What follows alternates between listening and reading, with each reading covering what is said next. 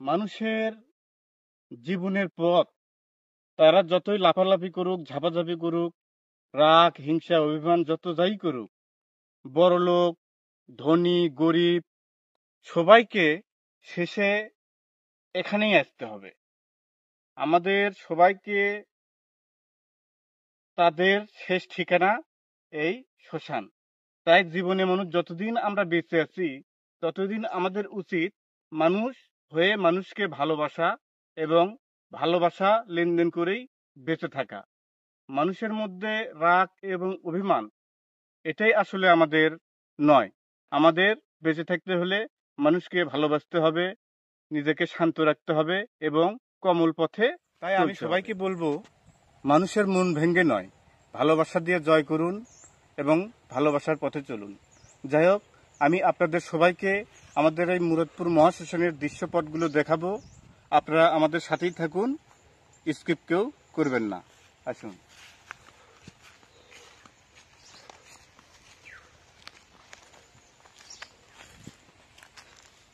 এই মুরাদপুর মহাশ্মশানের এরিয়া দেখেন আপনারা, ওই প্রান্ত থেকে শুরু করে দক্ষিণ পাশে অর্থাৎ নদীর দক্ষিণ এবং পূর্ব পাশে থেকে শুরু করে এখান থেকে এই এরিয়া আসবে।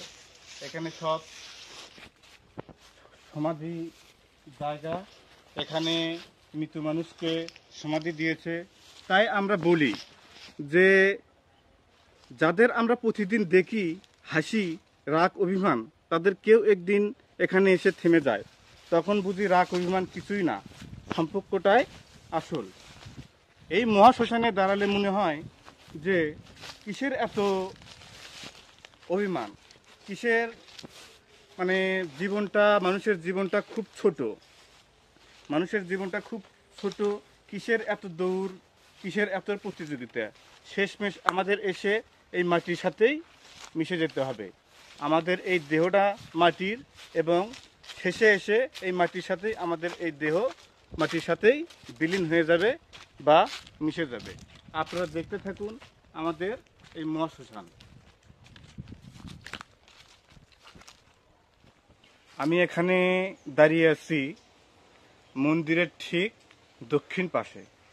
তো এখানে অনেকগুলো সমাধি আছে, কিন্তু এখানে একদম দাঁড়ানোর কারণ, এখানে আমার ওই যেটা বড় সমাধি দেখতে পাচ্ছেন, যেটা আপনারা বড় সমাধি দেখতে পাচ্ছেন, এটা আমার একদম আপনজনের সমাধি। অর্থাৎ এখানে আমার আপনজনেরা ঘুমিয়ে আছে। যেটা বড় সমাধি দেখতে পাচ্ছেন ওটা আমার দাদু, অর্থাৎ আমার বাবার বাবার। আমরা হিন্দুরা সবাই, সনাতনীরা সবাই বাবার বাবাকে দাদু বলে বলে থাকে। আমরা দাদু বলেই বলি। তো দাদুর সমাধি, সে আজ থেকে না হলেও 24 থেকে 25 বছর আগে দেহ ত্যাগ করে এবং এখানে এসে তার সমাধিটা দিয়ে থাকি। ওর পাশেই আছে আমার আরেকটা আপনজন, আমার কাকাতো বোন। সে যখন তার বয়স খুব কম, অর্থাৎ 4 থেকে 5 বছর বয়স, তখন সে মারা যায়। সে আমার খুব আপনজন ছিল। তার পাশেই আরেক আপনজনের যেটা সমাধি আছে, অর্থাৎ সেটা পাকাকরণ করা হয়নি, সেটা আমার ছিল কর্তা, অর্থাৎ আমার বাবার মা। আমার কর্তার সমাধি সেখানে আছে। তো এখানে একে একে 3টা আপনজনের সমাধি আছে। তো এটা আমার দাদার, এর পাশে আছে আমার কাকাতো বোন এবং তার পাশেই ঘুমিয়ে আছে আমার কর্তা, অর্থাৎ মুসলমানেরা যাকে দাদি বলে, আমরা কর্তা বা দিদা বলে থাকি। এটা মুরাদপুর মহাশ্মশানের প্রধান কালী মন্দির। এখানে প্রতি বছর কালী পূজা হয়। এটা স্থাপিত হয়েছে 2014 সালে।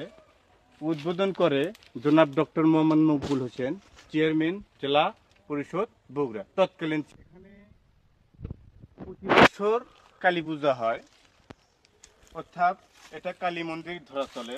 আমরা এখন মন্দির খোলার চেষ্টা করব, দেখব মন্দিরের কি অবস্থা।